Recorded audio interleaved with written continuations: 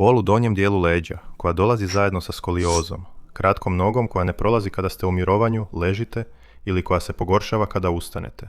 U ovom videu ću vam pokazati kako poboljšati glavni mišić kod boli u donjem dijelu leđa na način koji nikada prije niste vidjeli. Shvatit ćete zašto taj mišić uzrokuje toliku bol, a najbolje od svega, vidjet ćete da ne morate biti mladi, mršavi ili imati veliku fleksibilnost da biste radili ove vježbe i odmah ublažili tu bol.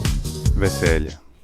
Osim boli u donjem dijelu leđa i bolova u leđima, kvadratni lumbalni mišić može uzrokovati skoliozu ili prividno kraću nogu.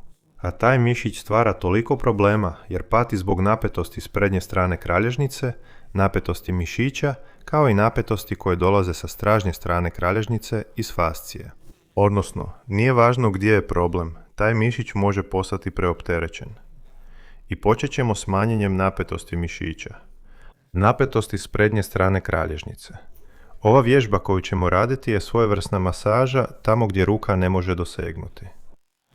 Pomaknut ćemo ovaj dio gdje se susreću tri važna mišića. Dijafragma, psoas i sam kvadratni lumbalni mišić. Trebat će vam čvršći, tvrđi jastuk ili presavijeni poplun. Naslonit ćete se, leći na taj poplun ili jastuk, podupirući od sredine prsa do razine pupka. Obavezno je da kad legnete ne možete pomicati ni prsnu kost, ni područje želuca. Idemo!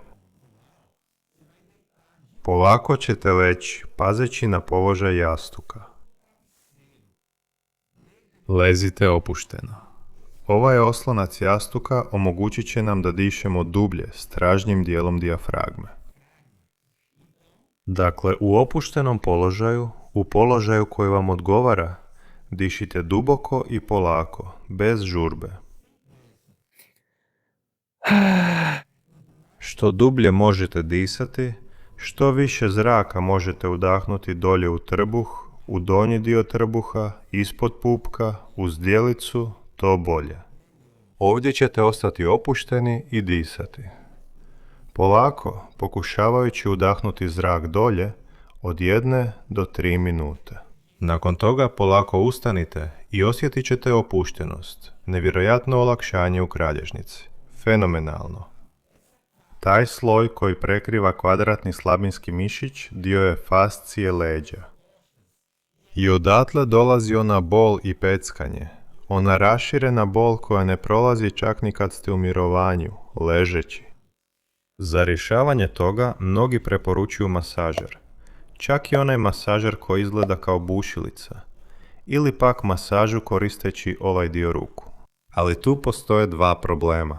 Prvi je taj da ako je ta fascija jako osjetljiva, izravna, jača masaža može pogoršati bol koju osjećate. Drugi problem je što mnogi ljudi ne mogu dosegnuti i dugo masirati to područje. Zašto? Jer napreže i boli rame. Ali postoji jednostavan, puno lakši i sigurniji način za poboljšanje te fascije. Koristit ćete gumenu lopticu, one loptice za fizikalnu terapiju koje možete pronaći u ljekarni ili trgovini za fizikalnu terapiju. Ako je nemate, možete koristiti i kuglicu od papira. Stavite tu lopticu ovdje sa strane kralježnice, po mogućnosti na mjesto gdje osjećate bol. Zatim ćete pritisnuti tu lopticu, lagano je pritisnuti u zid. Pokušajte nasloniti cijelu kralježnicu na zid, bez prevelikog pritiska na lopticu. Ne želim da se ozlijedite, u redu? Podsjećam da je pritisak cijelo vrijeme lagan. Na kraju, lagano se nagnite na stranu na kojoj pritiskate, na stranu gdje je loptica. Odmah ćete osjetiti kako se kvadratni slabinski mišić opušta. To će ubrzati proces. Ovdje dišite polako i ugodno. Od 1 do 1,5 minute. Zatim se samo vratite i napravite isto s druge strane. Je li ti na pregledu pronađena hernija diska? Objašnjavam ti detaljno kako prepoznati dolazi li ta bol od prave hernije diska, upaljenog ishijadičnog živca, ili je to mišićna bol u ovom videu. Samo klikni ovdje na ekranu da pogodaš. Ako ti danas uspijem pomoći, zahvali mi tako što ćeš podijeliti ovaj video s nekim za koga znaš da ima bolove u donjem dijelu leđa ili problema s kralježnicom. To je sve što tražimo. Neka ovaj video dođe do onih kojima je potreban. Ovdje ću završiti, veliki pozdrav i vidimo se sljedeći put.